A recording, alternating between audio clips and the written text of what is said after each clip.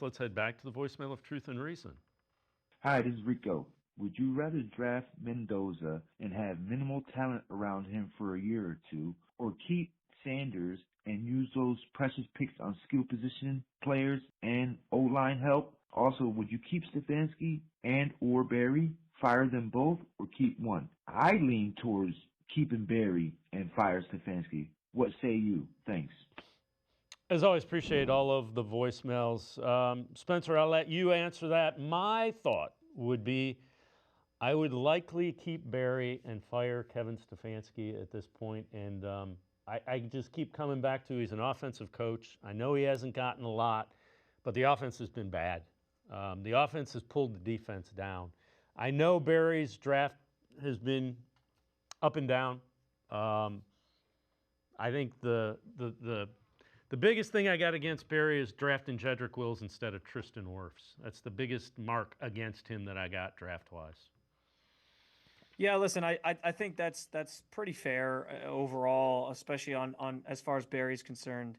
It's a good question too, because I thought a couple weeks ago, Bubba Ventrone made a comment as he was talking about his special teams units about, does he feel like he has the right guys in certain spots? And he basically said, based on the roster we have right now, yes. And I thought that was interesting because you don't usually hear people on Kevin Stefanski's staff sort of throw those grenades, if you will, or lob those into the foxhole that they sort of also exist in with this front office group. But that kind of felt like a little bit of like a distancing themselves from the roster that's been built and constructed here, and saying almost, hey, we don't necessarily think that we have all the talent necessary, but what we do have, this is what we got. This is the best that we can do with what we've been given. Almost like we've been given rotten lemons.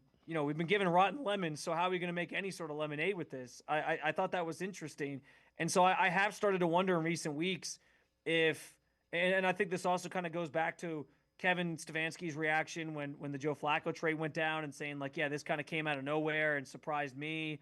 He kind of explained later that it was more so just like the fact that Joe Flacco was even going to be a trade asset was shocking, but it still didn't necessarily feel like he was totally on board with trading away a veteran quarterback that they kind of wanted to keep around this season. So we'll see.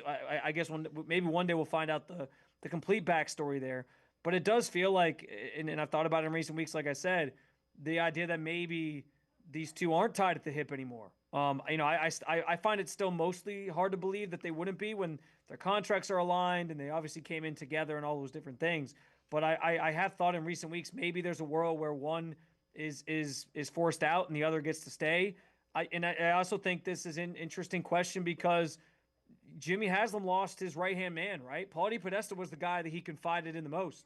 And so if he's looking for somebody else to confide in, to lean on, to make key decisions, maybe he gravitates towards Barry being that guy. And so he says, Barry, I want you to stick around. This draft class, maybe the draft class he just had saves his job. And he says, I'm going to trust you to sort of rebuild this thing and identify the right coach to sort of move forward with in 2026 and beyond. And do the opposite he did last time, which was he hired the coach first and then the GM sort of came along. This time he'll have his GM in place and say, all right, you get to choose the next coach, and they'll be aligned that way. So I'm curious about that as well. I think if it was up to me, I feel like everything's got to go out with the bathwater just because I think you need a fresh start in general.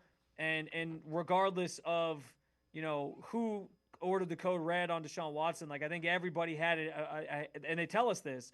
They all had a hand in it, and I can't necessarily shake that off of anybody's resume or anybody's reputation. So I think it's probably just time to start fresh with the entire new group. But I have started to really wonder in recent weeks if there's a world where Andrew Berry gets to kind of come back, particularly because he, again, saved his job with this recent draft class, and that maybe he's trusted to sort of see this rebuild through. But Kevin is on the outs. We'll see. Yeah, no, I certainly understand that line of thinking as well, that everybody's got to go.